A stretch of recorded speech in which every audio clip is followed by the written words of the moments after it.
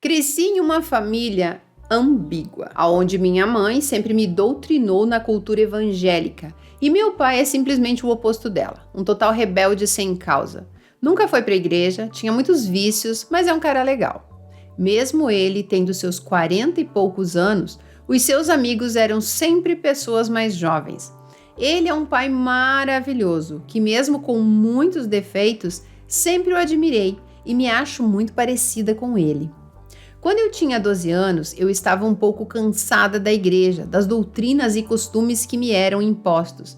Aquela fase da adolescência que a gente quer desbravar o mundo. Eu tinha uma amiga que saía com vários meninos e eu estava sempre com ela. Minha mãe trabalhava muito e às vezes não tinha o controle daquilo que eu fazia, nem mesmo se eu realmente estava indo para a escola. Essa amiga tinha um vizinho mais velho que se interessou por mim. Vale dizer que quando eu tinha 12 anos, não parecia que tinha essa idade. As pessoas sempre pensavam que eu era mais velha, porque já era alta e tinha formas de moça. Era uma menina de 12 com 1,70 m de altura e com as curvas já bem definidas. Esse moço se chama Cláudio. Ele gostou de mim e pediu para minha amiga falar comigo sobre nos encontrarmos na casa dela. Tentei muitas vezes, mas não conseguia.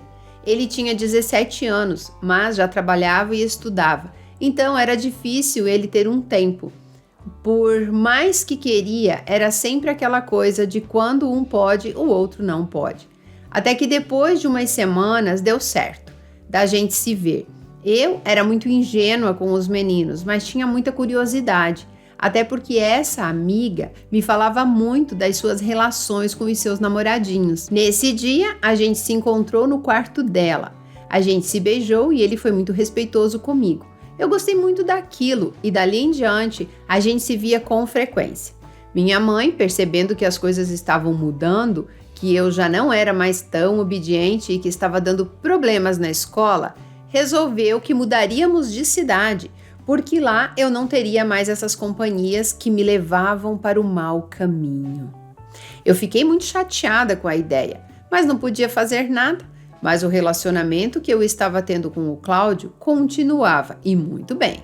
Falei para ele sobre a decisão da minha mãe e ele se propôs a me pedir em namoro para os meus pais, mas eu era muito nova e ele estava fazendo 18 anos naquele mês apenas, então não acreditei que daria certo. Mas ele queria tentar e estava tudo bem para mim. Passaram-se mais alguns dias e chegou a festa dele de 18 anos. Ele é filho único, então os pais dele tinham organizado uma baita comemoração e eu estaria lá como convidada de honra, mas a minha mãe não permitiria. Então eu disse que iria dormir na casa de uma tia para que eu conseguisse ir à festa. Deu certo e no dia da festa curtimos muito. Eu nunca tinha ido em uma festa e achei o máximo, foi muito legal. Detalhe é que os pais e amigos dele, e ele inclusive, pensavam que eu tinha 16 anos, mas eu só tinha 12. Naquela noite ele me pediu um presente e eu sabia o que ele queria. O combinado era que quando acabasse a festa eu iria embora com a minha amiga e dormiria na casa dela para que bem cedo eu chegasse na casa da minha tia, que morava na mesma rua da minha amiga e do Cláudio. Mas ele me convenceu com muito carinho a ir embora e dormir com ele. Eu queria muito ir e fui. Afinal, já tinha 1 mês e meio que a gente estava ficando e ele era um homem muito cordial comigo. Chegando lá, eu não estava preparada, mas estava muito confortável em dormir e perder a minha virgindade com ele, e aconteceu. Foi incrível, ele era muito gentil e demonstrava amor e cuidado em tudo comigo. Vale lembrar que ela só tinha 12 anos. Pela manhã, ele me preparou um café e eu tive que recusar e correr embora, para que a minha mãe não desconfiasse de nada. Passaram-se os dias e a gente continuou se vendo, mas ele sabia que eu iria embora da cidade, e isso nos angustiava muito. Embora eu não quisesse que ele fosse até os meus pais para me pedirem namoro, porque eu imaginei que eles não permitiriam, acabei aceitando a ideia dele ir até lá. No dia da mudança, me despedi dos meus amigos, subi no caminhão e fui embora. Quando tinha 15 dias que estava morando na cidade vizinha, o Cláudio descobriu o telefone fixo de casa e me disse que às 7 horas estaria lá. Eu fiquei sem jeito de dizer que não e apenas concordei. Chamei a minha mãe para conversar e ela disse que tudo bem, ele poderia ir. Foi uma conversa um pouco tensa porque ele descobriu que eu tinha apenas 12 anos e não 16. Neste momento ele me olhou de um jeito que eu não me esqueço. Foi um olhar apreensivo de quem não conseguia acreditar, mas nós estávamos muito apaixonados e ele passou por cima disso. Ele continuou muito cordial, cavalheiro e educado comigo. Sempre me buscava para a gente passear, me dava presentes e me fazia muito feliz. Eu gostava de como era tratada por ele. E eu gostava também de tudo o que ele me oferecia. Nosso namoro foi tranquilo e respeitoso por 2 anos. Depois disso, eu comecei a entender melhor sobre o meu corpo e também a me ver de outra forma. Sempre fui muito bonita e extrovertida. Era popular na escola e era muito cobiçada. Os meninos faziam de tudo para me ter. E eu gostava de dizer que tinha namorado. Mas o tempo foi passando e eu via uns meninos mais bonitos que ele e que faziam de tudo por mim. E isso começou a mexer com meu ego. E como eu estava em outra cidade, em uma realidade diferente do Cláudio, eu não me importava mais com ele. Então comecei a me envolver com outros meninos. Mas não queria que ele soubesse, porque eu não queria perder tudo o que eu tinha com ele. Mas o traía com outros garotos da minha escola. Teve um dia que o Cláudio foi me buscar na porta da escola de carro para me fazer uma surpresa. E nessa época eu estava muito envolvida com um colega de escola, o Gabriel. E estava indo embora de mãos dadas com ele quando o Cláudio apareceu e me olhou nos olhos. Me disse para escolher o que eu faria e eu decidi entrar no carro com ele e ir para a casa dele. Eu vou fazer um adendo aqui porque talvez vocês também não estejam entendendo o que eu entendi. Ela se mudou de cidade, mas eu acredito que deveria ser uma cidade próxima, né? Porque ela mudou de cidade, mas o Cláudio continuava indo buscar ela na escola e ela foi para casa dele. Existem essas cidades satélites, assim, né? Cidades próximas, às vezes um bairro mais distante. Então, isso ficou meio assim subentendido aqui só para esclarecer, tá? Eu podia ver nos olhos dele a decepção de alguém que ama. Ele tinha tanto sentimento que resolveu fingir que aquilo não tinha acontecido. E isso para mim foi confortável, porque me fez pensar que eu podia fazer isso sempre e ele a aceitaria em nome do amor que sentia por mim. Minha mãe sabia de tudo que eu fazia para ele e ela chegou a dizer para ele que ele deveria me esquecer e seguir a vida dele, porque eu não merecia o homem que ele era. Mas mesmo assim, ele sempre escolheu ficar comigo. Ele sofria muito e eu não me importava. Um certo dia eu estava na casa dele e ele recebeu o Luiz, um amigo dele. Só que o Luiz não estava sozinho, ele estava com mais alguns amigos. E em um momento eu vi que um deles me olhava diferente e eu ouvi ele perguntando para o Luiz quem é ela. E ele respondeu, é a namorada do Cláudio, ela não vale a pena. Fingi que não ouvi porque não me importava nem um pouco em ser taxada daquele jeito. Nessa época, o Cláudio já tinha descoberto várias traições e mesmo assim continuava comigo. Todo mundo dizia para ele me largar, mas eu também era um troféu para ele. Ele era elogiada pela beleza por todos e ele gostava disso. Por fim, esse amigo do Luiz me adicionou no Facebook e eu descobri que ele se chamava Maurício. Fiquei tão obcecada pela popularidade dele e por me achar parecida com ele, que eu fiquei obcecada pelos amigos legais e importantes que ele tinha, que eu decidi que terminaria com o Cláudio e ficaria com o Maurício. E assim eu fiz. Ela ficou obcecada por ele e pelos amigos que ele tinha. O Cláudio sofreu muito e me pedia sempre para voltar, mas eu não queria e resolvi fazer uma viagem para não correr o risco dele me procurar e eu voltar atrás. Enquanto eu estava longe, eu sempre conversava com o Maurício. Decidi que quando eu voltasse nós ficaríamos juntos e assim foi. Em janeiro do ano seguinte eu estava de volta à minha cidade e comecei a me encontrar com Maurício. Ele era da igreja evangélica também e tínhamos compromisso na igreja e devido a isso decidi que estava na hora de eu voltar também. Deu tudo certo, eu era maluca, apaixonada por esse homem. Ele era diferente, não me tratava como uma deusa, tinha vida própria e isso me deixava encantada. O fato de não ser eu o motivo de tudo na vida dele fazia com que eu o olhasse e o admirasse cada vez mais. Ele era mais velho também, Nessa época eu tinha 16 e ele 28. Muitas pessoas diziam que nós não daríamos certo e o nosso foco era provar o contrário. Mas um adendo aqui, vocês viram que legal? Ela se apaixonou por um cara que tinha vida própria e que não colocava ela num pedestal, que não fazia dela o seu motivo para viver. E é isso que vocês mulheres têm que fazer. Vocês têm que ter vida própria, vocês têm que ter a própria estrutura de vocês, ter a própria felicidade de vocês, os desejos de vocês. Nunca delegar a um homem a função de fazer vocês felizes, porque aí sim eles admiram mais as mulheres. É assim que os homens admiram, né, as mulheres. Aí tem aqueles também que são possessivos. Esses não admitem que a mulher seja assim, mas desses vocês têm, que fugir pras colunas, tá bom? Ficamos juntos por 2 anos, ele me pediu em casamento e eu aceitei. Era muito feliz, a gente tinha um relacionamento muito leve, sem ciúmes e com muito respeito e admiração mútua. Decidimos então que quando eu saísse do ensino médio a gente ia se casar e tudo se encaminhava para isso. Eu já estava no último ano do ensino médio e faltava alguns meses para acabar o ano letivo. Até que um dia entra pela porta da minha sala um moço lindo, moreno, todo tatuado, com um sorriso lindo e muito simpático com todo mundo. Ele logo me olhou e me cortejou com os olhos e eu retribuí, pois fiquei encantada. Nos dias seguintes eu já nem perdia mais um dia de aula. Fiquei muito amiga do Júnior e a gente não se desgrudava e foi aí que começou tudo de novo. O mesmo que eu fazia com o Cláudio, comecei a fazer com o Maurício. Ele confiava cegamente em mim, mas eu estava apaixonada pelo jeito do Júnior, até que ele descobriu e, diferente do Cláudio, disse que não tinha perdão. Então nos separamos.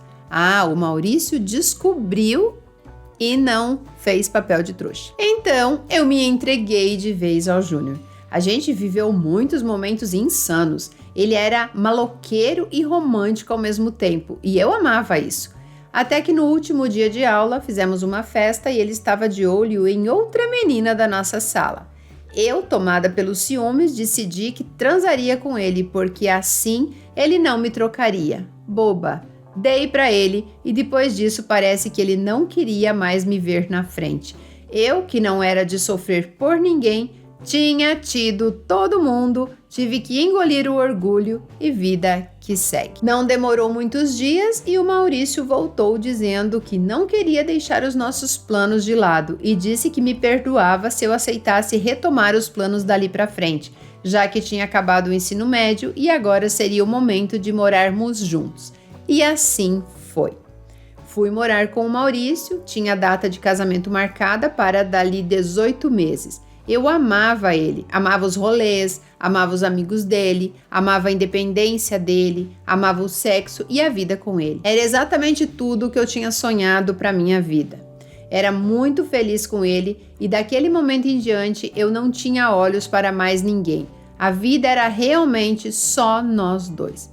Eu, já com 18 anos e uma formação técnica, um bom emprego com um ótimo salário para minha idade, e parece que ficava cada vez mais bonita e cobiçada, mas não tinha mais espaço para nenhuma aventura amorosa na vida. Nada importava para mim, só a minha vida feliz ao lado do Maurício e nosso casamento que se aproximava. Até que um dia, de repente, ele me mandou uma mensagem terminando tudo.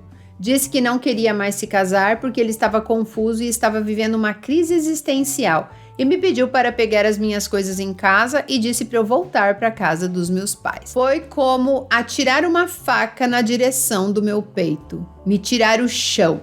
Eu não tinha nada a não ser os planos de uma vida longa com este homem, mas eu também era muito confiante e não iria me humilhar por ele.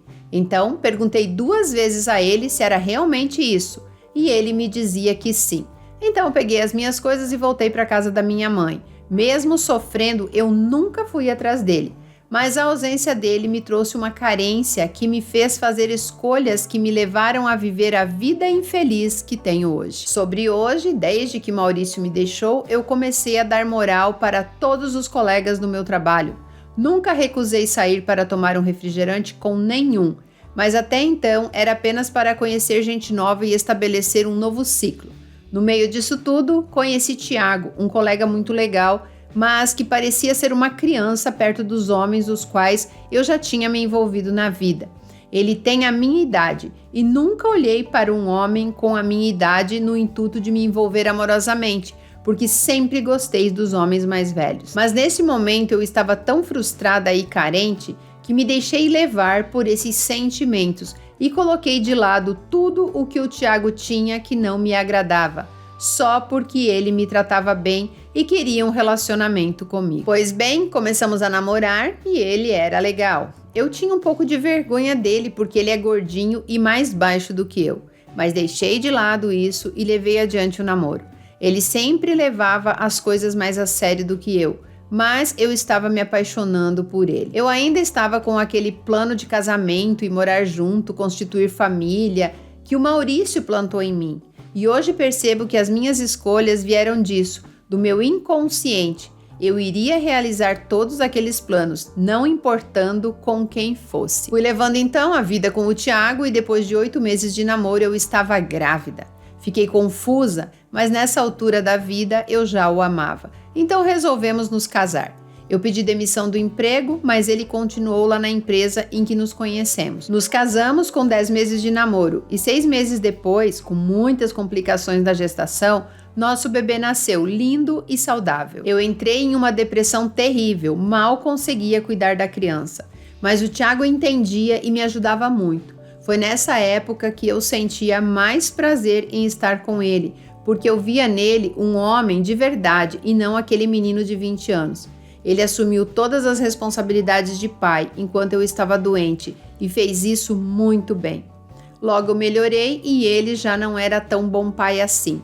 Ele trabalhava à noite e dormia o dia todo. Não dava mais atenção ao bebê e nem a mim. Nosso casamento estava uma droga. Nesse período, Maurício veio me procurar. Ele sabia que eu estava casada e tinha um filho de poucos meses, mas ele me dizia que se arrependia do que tinha me feito e que o Thiago estava roubando o lugar dele. E me dizia que aquela vida era para ele ter comigo. Eu fingia que acreditava e usava isso como distração para a minha vida ruim. Às vezes eu colocava meu bebê no carro e saía me encontrar com Maurício de madrugada enquanto o Thiago trabalhava. Mas nunca levei a sério nada do que o Maurício me prometia. Algumas vezes eu disse para ele que estava indo embora de casa e que eu já não aguentava mais a vida de mentira que eu levava. Ele ficava iludido de que a gente iria reatar e ter uma família feliz, mas eu não queria mais ele. Thiago é muito ciumento e até hoje não faz ideia de que essas conversas e encontros aconteceram. Toda essa situação foi me sufocando e eu me via em um casamento infeliz e frustrado. Me olhava e me sentia feia, gorda, com um compromisso para honrar e um bebê para cuidar. Resolvi que era hora de eu voltar a trabalhar.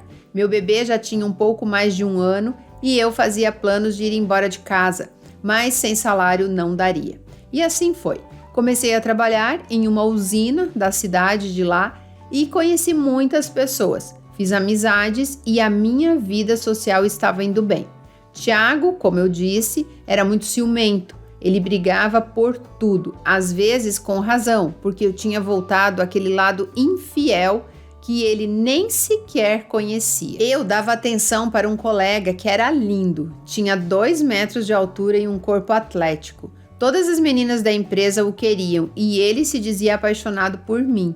Trocamos algumas mensagens, mas nunca passou disso, embora fosse exatamente isso que alimentava o meu ego e me fazia mais feliz e confiante. Certo dia, Thiago chegou do trabalho mais cedo e eu ainda estava dormindo. Sem que percebesse, ele pegou meu celular e viu todas as mensagens desse colega. Ele me acordou, me agredindo e quebrou meu celular. Me levantei e disse que eu iria pegar minhas coisas e que iria embora, mas ele não deixava. Nessa época, eu estava fazendo um processo seletivo para entrar na empresa que o meu marido trabalhava. Era uma empresa multinacional, muito reconhecida, e meu sonho era trabalhar lá. E ele me disse que não era para eu ir trabalhar lá porque ele não queria perder o emprego dele, tendo que lidar comigo todos os dias, mas eu não dei muita importância. Conversamos e eu, aproveitando que ele tinha um motivo, esperei que ele terminasse comigo e então ou então que ao menos aceitasse que eu fosse embora de casa, mas nada aconteceu. Ele me perdoou mesmo que eu não estivesse arrependida pelo que tinha feito. Os dias se passaram e eu troquei de emprego. Passei no processo seletivo e fui trabalhar na mesma empresa que meu marido. Eu estava muito tranquila e aceitando a vida que eu tinha. Estava em um casamento infeliz e fracassado. Mas essa era a minha obrigação. Afinal, a minha mãe sempre me dizia que, já que eu me casei, tenho que continuar casada, porque Deus abomina o divórcio, mesmo que isso custe a minha felicidade. Eu estava muito infeliz no meu casamento. Tiago ainda trabalhava à noite e eu durante o dia. Meu emprego era como um refúgio, pois sempre fui muito realizada profissionalmente. Nessa empresa eu tinha um cargo elevado, então além de muito bonita e simpática, eu ainda tinha um certo poder. Sempre fui muito simpática e inclusiva com meus liderados, e na maioria das vezes eles eram homens. Muitas vezes me deixei levar também por tudo isso. Envolvia muito o pessoal com o profissional. Para que eu não tivesse esse tipo de problema nessa empresa, que meu marido também trabalhava, eu já dizia para todos quem ele era, para que ninguém confundisse as coisas. Eu realmente estava disposta a apenas trabalhar e não me envolver com ninguém. Os dias foram passando e meu casamento estava só piorando. Meu marido me tratava mal e não queria conversar comigo, nem me ouvir nunca. Tentei várias vezes me abrir com ele e dizer como eu me sentia em relação a nós. Eu quis muito que ele me ouvisse para que nós dois melhorássemos um com o outro, em nome de salvar o nosso casamento. Mas todas as minhas tentativas eram em vão. Enquanto eu passava por tudo isso em casa, eu era muito bem tratada no trabalho por meus colegas. Fazia uma reunião todos os dias com minha equipe e almoçávamos todos nós juntos os dias também. Eram 7 homens e somente eu de mulher, sendo líder deles. Comecei a me envolver pessoalmente com esses homens, conhecendo suas esposas, filhos e estar muito incluída em suas vidas pessoais, assim como eles na minha. Isso não daria certo, fui alertada por um gerente e entendi. Mas já estava muito envolvida, em especial com um deles, o José. Ele era exatamente a junção de todos os meus ex. Bonito, maloqueiro, tatuado, romântico, educado e 10 anos mais velho. Eu achava ele lindo e o admirava muito. A gente se aproximou muito falando sobre filhos e relacionamentos frustrados, entre outros assuntos que tínhamos em comum. Eu conseguia conversar com ele do jeito que eu gostaria de falar com o Tiago, o meu marido. E isso era tão bom que eu decidi que para continuar vivendo isso e me aprofundar mais, eu iria embora de casa. Certo dia, chamei Tiago para conversar e eu disse que tinha uma pessoa e que eu preferia conversar e me acertar com ele do que deixar o nosso casamento. E ele me disse que essa frase ele me disse apenas essa frase: eu não quero conversar com você, porque a sua voz me irrita. Faça o que você quiser. Nesse dia chorei muito como nunca havia chorado por ninguém. Peguei as minhas coisas, meu filho e fiquei hospedada na casa da minha prima. No dia seguinte tinha uma festa da empresa em comemoração às metas, apenas de um dos setores, então Tiago não estaria lá. Nessa festa eu estava com meu grupo de trabalho e todos perceberam a intimidade que estava rolando entre nós, mas principalmente entre eu e o José. A festa foi muito legal, mas acabei indo embora antes de todo mundo. Quando cheguei em casa, mandei mensagem para o José dizendo que eu tinha ido embora de casa e deixei ele decidir se queria me ver ou não. Naquele dia, ele não disse nada, mas eu também não esperava que ele fosse rápido assim. Passados alguns dias, o Tiago foi atrás de mim com flores e presentes me pedindo perdão e dizendo que seria diferente. Disse que para o bem do nosso filho eu deveria voltar para casa. Eu olhei para o nosso bebê, que sempre me perguntava quando nós iríamos para nossa casa ver o papai, e isso acabou comigo. Peguei as minhas coisas e voltei com o Tiago para nossa casa. Mas nessa noite ele foi trabalhar e eu, sem esperar nada, quando era por volta de 20 horas, olhei para o meu celular e tinha uma mensagem do José querendo me encontrar. Meu coração acelerou e eu me senti confusa, mas decidi que iria vê-lo. Não me arrumei, apenas coloquei um chinelo, um shorts e um moletom. Levei meu filho para minha prima, entrei no carro e fui. Chegando lá, ele estava todo arrumado, com cara de quem queria me levar para sair em algum lugar. E ele questionou as minhas roupas dizendo, pensei que era um encontro. E eu disse, é um encontro informal. Ele então entrou no meu carro e fomos para um parque, que a essa hora da noite não tinha ninguém e estava bem escuro, o que fazia dele bem privado. Conversamos sobre muitas coisas, em nenhum momento sobre trabalho, e isso foi muito bom. Me senti uma adolescente com borboletas no estômago. Ele não me pediu para beijá-lo, mas isso aconteceu e foi de uma forma muito espontânea e muito natural e foi muito bom. Fui embora, peguei meu filho e às 6 da manhã eu acordava com o Thiago chegando. Me preparei para esse momento. O ignorei completamente, me arrumei e fui trabalhar. No final do dia, cheguei em casa decidida a ir embora de vez e mais uma vez eu disse para ele que tinha outra pessoa e que eu estava indo embora, enquanto ele tomava banho. Arrumei novamente as minhas coisas e voltei para casa da minha prima com o meu filho. Os dias iam passando e eu e o José, além do ótimo relacionamento profissional, estávamos desenvolvendo também um bom relacionamento pessoal e os nossos colegas começaram a perceber e comentar sobre isso. Óbvio que não diretamente conosco, mas entre eles. Como nós três trabalhávamos na mesma empresa, embora Thiago em outro setor e em outro horário, eu e José resolvemos esperar um pouco mais para voltarmos a nos ver, até porque eu ainda tinha assuntos com Thiago, como o nosso filho e o divórcio com as partilhas de bens. Gente, perdi alguma coisa aqui nessa história de Júlia, Bianca e Sabrina? Porque esse José não era casado, não? Que ela disse que ficavam conversando sobre filhos? No meio disso tudo, eu senti que estava atrapalhando a privacidade da minha prima e voltei a morar com os meus pais.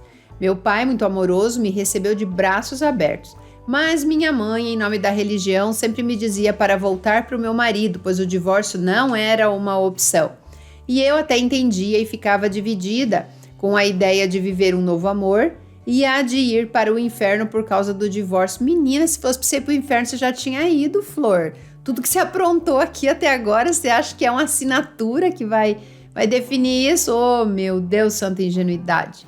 Depois de 3 semanas sem me encontrar com José, dividida entre a saudade dos beijos dele e o peso de sentir que estava decepcionando Deus com o meu divórcio, resolvi me encontrar com José. Afinal, era o dia do meu aniversário e ele tinha programado algumas coisas para fazermos juntos. Fui para casa, me arrumei e estava ansiosa para vê-lo. Ele me pediu para que eu fosse buscá-lo em sua casa, mas eu preferi que nos encontrássemos naquele parque e ele aceitou.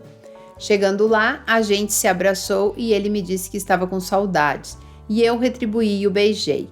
Conversamos por alguns minutos e quando me dei conta, Thiago estava parado ao nosso lado, armado com uma faca, e ele abre a porta do carro do lado em que está José e o acerta com socos e desfere uma facada no seu abdômen, sem que ele tenha tempo de reação. Chocada! Gente, é sério que eu tô lendo isso? Eu achando que eu tava aqui com uma historinha que vinha de graça junto com o sabão Omo quando eu era criança. Vamos continuar. José monta no seu carro. Nossa, falou que parece cavalo, né?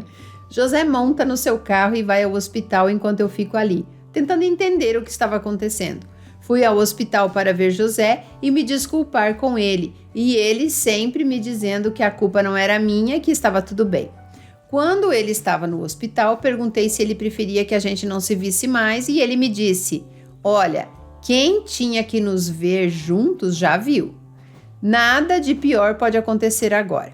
Agora ele já está sabendo, não tem por que nós nos escondermos mais. Eu fiquei feliz com a resposta dele, porque era exatamente o que eu queria ouvir. Os dias se passaram e ele não foi trabalhar. As pessoas perguntavam o porquê e eu fingia que não sabia.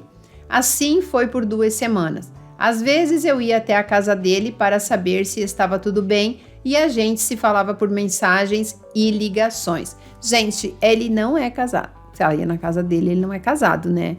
Eu acho que talvez eu achei que ele fosse casado, porque ela falou que todos eram casados, que falava de esposas, de filho, e foi se envolvendo, e eu deduzi que ele também fosse. Mas passaram uns dias e ele não me mandava mais mensagem, e eu também não mandei mais. Queria respeitar o espaço dele.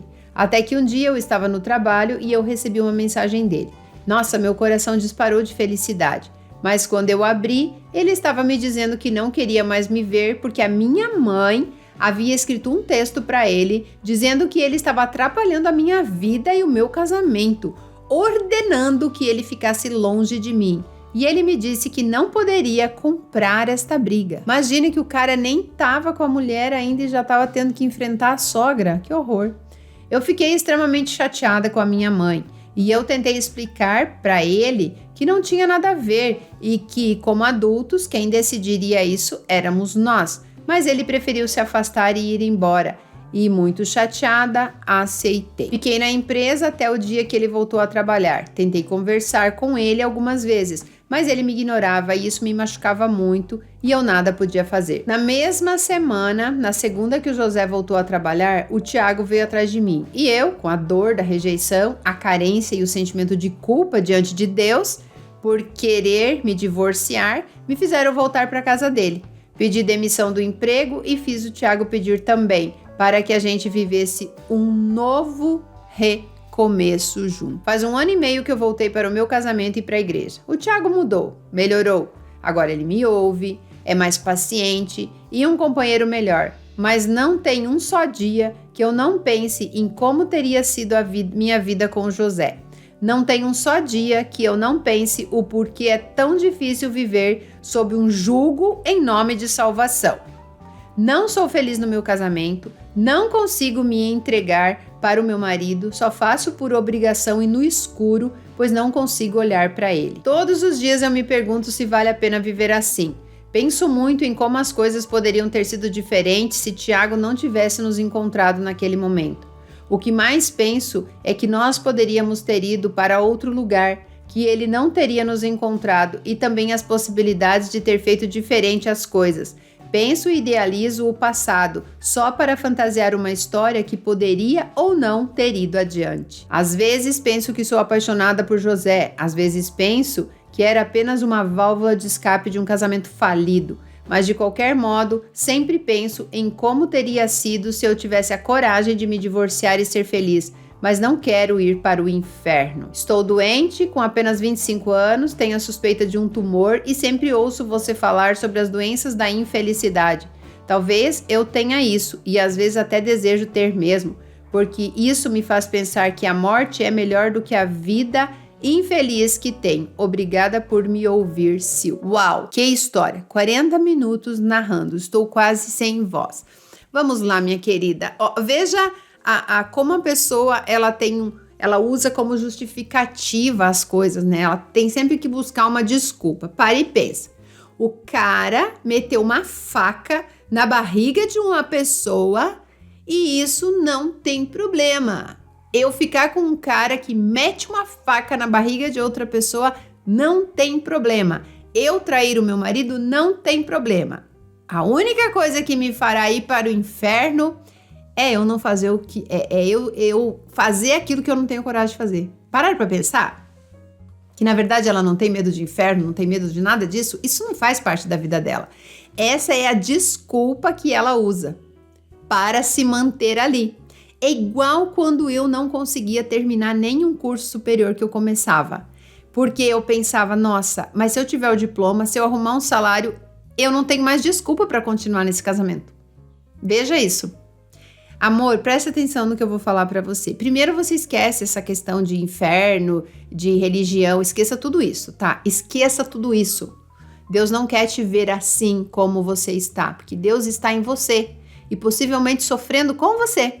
Por quê? Porque é assim que é e acabou. Não existe nada fora dizendo que você vai ou você não vai para o inferno. Ele quer te ver feliz.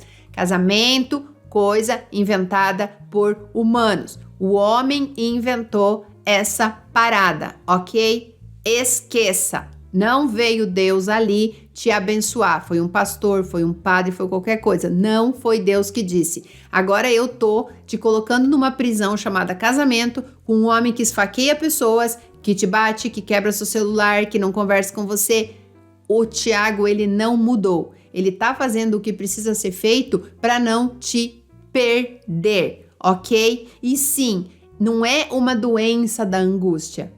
A angústia, a tristeza e o sofrimento que você carrega desde que você tinha 12 anos de idade é que tá desenvolvendo doença em você. Não é de agora, meu amor. Isso daí que tá no seu campo não veio de agora. O câncer, ele não vem na nossa vida de uma hora para outra, ou que seja qualquer outra coisa. Ninguém tá falando aqui que você está com câncer. Mas se isso for, se é isso que talvez você precisa ter, como eu precisei, para me livrar daquela vida, eu tenho certeza que vai ser a sua chave para a liberdade, não para sua morte. Não. Agora, se você ficar repetindo essas frases toscas aqui, ai, talvez a morte fosse melhor do que viver assim. Então, veja o absurdo. Para Deus, é melhor que você morra de infelicidade do que você seja feliz. Isso não existe, esquece isso, tá? Vamos falar aqui como mulheres adultas, maduras, mães, pessoas que são responsáveis pela própria vida, pela própria existência. Você já carrega uma frustração, uma infelicidade desde lá de trás. Você sempre teve a sua beleza como uma maneira de conquistar as pessoas. Você gosta de ser bajulada. E agora, quando você se olha no espelho e fala, eu me sinto feia, me sinto gorda, não é que você mudou. É a percepção que você está tendo sobre si mesma que mudou. Você não se vê mais como você se via antes. Você continua sendo a mesma pessoa, mas está se vendo de uma maneira diferente, tá? Então, 12 anos já se relacionando com homens, você tá sempre pulando de galho em galho. Não é o João, o Pedro, o Gabriel, o Maurício, sei lá quem, quantos homens que passaram pela sua vida que vão resolver as suas frustrações. É você com você. Eu saio de casa, mas vou para casa da prima. Eu saio de casa, vou para casa da mãe. Daí eu volto para casa do cara. Daí eu espero que outro cara me salve. Daí, se você tivesse saído dali, você ia morar com o José. Você precisa do seu espaço. Você precisa ficar sozinha para se conhecer. Você não se conhece. Você tá igual macaco. Pula de um galho pro outro. Até que, de repente, pula num galho podre, cai, se machuca, morre, sei lá o quê. Então, para de pular de galho em galho. Se você não é feliz, se separe, se divorcie. Eu tô aqui te dizendo, Deus não vai te punir, porque Deus não pune ninguém. Você tá tendo já de volta aí o inferno. O inferno já está na sua vida, porque você está indo contra a sua felicidade. Você está indo contra a pessoa que você veio aqui para ser. E nem perca o tempo de vocês ficar escrevendo aqui dizendo que eu só quero divórcio. Ela tá infeliz, ela está morrendo. Vocês preferem a morte dela? Você tá morando com um cara que pegou uma faca, sangue frio, furou alguém. E você acha que esse homem é para você? E não é para você ficar com o José. Não é para você ficar sozinha. Vai ficar sozinha. Quando você ficar sozinha, você vai parar de ficar vendo nos homens o corpo, o não sei o quê, o não sei o quê. Você precisa ver muito além disso, meu amor. Muito além disso. Tá? A nossa vida não é homem, não. A nossa vida não é sexo. Tem muito mais coisa aqui para se descobrir. E se você não parar agora, você vai sim ter consequências graves. Se eu não tivesse me separado na época que eu descobri o câncer, na época depois que eu fiz o tratamento, eu já tinha morrido, gente. Eu já tinha morrido, porque se essa menina tiver com câncer, não adianta ela fazer o tratamento e continuar aí, ela morre, não sobrevive. Não sobrevive, porque a causa disso não está sendo tratada. A causa da doença não está sendo tratada. Se você tá aí com fibromialgia, com câncer, com problemas, com tudo que você tem aí, enxaqueca, problema de tireoide, obesidade, tudo isso é psicossomático. Todas as doenças vêm de causa emocional, gente. Parem de fechar os ouvidos e os olhos para isso. O nosso corpo, ele é saudável desde que a gente cuide dele. E cuidar do corpo não é só ir para academia, tomar água e comer fruta e legumes. Nós somos corpo, mente e espírito, ok? Corpo, mente e espírito. Se a mente tá bagunçada, se o espírito não tá tendo conexão para passar informações corretas, o corpo padece. Nós não somos só isso aqui. Então, minha querida, se você tem emprego, se você tem condições, outra coisa, você não precisa sair da sua casa. Sabe? Pede o divórcio. Primeira coisa, sai de igreja, deixa sua mãe lá com a vida dela, vai cuidar de você e do seu filho. É aí que eu não entendo, gente. Quando eu falo aqui que é desculpa, vocês podem falar que não, mas é desculpa. Por que se o José tivesse ficado com ela, ela teria se separado? Ai, por ele vale a pena ir pro inferno? Não! Você nem leva a sério esse negócio de religião. Você não leva a sério, não leva a sério mesmo. É só uma desculpa que você tá colocando ali para se manter onde você tá, porque você é uma mulher perdida. Faz uma consultoria comigo, meu bem. Faz uma consultoria comigo que você sai dali outra pessoa ou entra pro Guia do Despertar. Porque é esse tipo de coisa que a gente trata lá dentro. Esse tipo de insatisfação. Vocês não percebem que muitas de vocês que estão aqui são frustradas, infelizes e estão sempre com algum perrengue na vida? A vida não é para ter esse tipo de coisa. E mesmo que tenha o perrengue, a gente resolve isso rapidinho quando a gente tá bem. Ah, eu arrumei um namorado. Ah, ele foi grosso comigo. Eu saio fora, que nem ela fazia antes. Ah, você não me quer? Tá bom, vou pro próximo. Nisso, ela era boa. Até o momento em que ela começou a desacreditar que era possível. Para, meu amor. Para de buscar felicidade nos homens, tá? Você não precisa disso. Você, pelo jeito, é uma mulher inteligente, pelo jeito, é uma boa mãe. Você só precisa olhar mais pra você. Esse Tiago, esses homens, eles não são sua tábua de salvação. É assim que fala, gente? Tábua de salvação? Eu não lembro agora como é que fala. Eles não são sua salvação na vida. Seu casamento não é sua salvação. É melhor uma pecadora viva do que uma pecadora morta, né? Não é assim? Porque daí, enquanto você tá morta, você consegue emanar tanta coisa positiva, tanto amor, que nada de ruim vai acontecer. Então, vamos lá com a tia Sil agora? Vamos lá? Pecado é tudo aquilo que você faz e volta para você mesmo e transforma a sua vida no inferno. Ponto, ok? Quem inventou o casamento e essas convenções sociais foram os humanos, foram os homens, foi a religião para poder te controlar melhor. Ponto.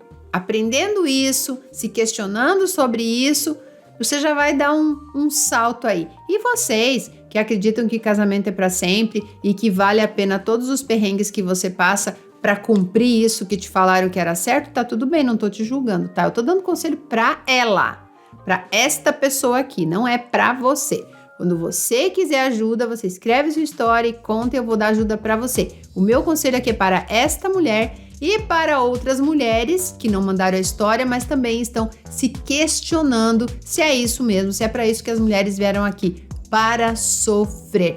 Aqui no primeiro comentário tem o link para o Guia do Despertar, tem o link para a consultoria, tem o link para enviar a sua história, está tudo aqui. E me segue lá no novo Instagram, @silvana.renica, ok? Um beijo e até a próxima história real.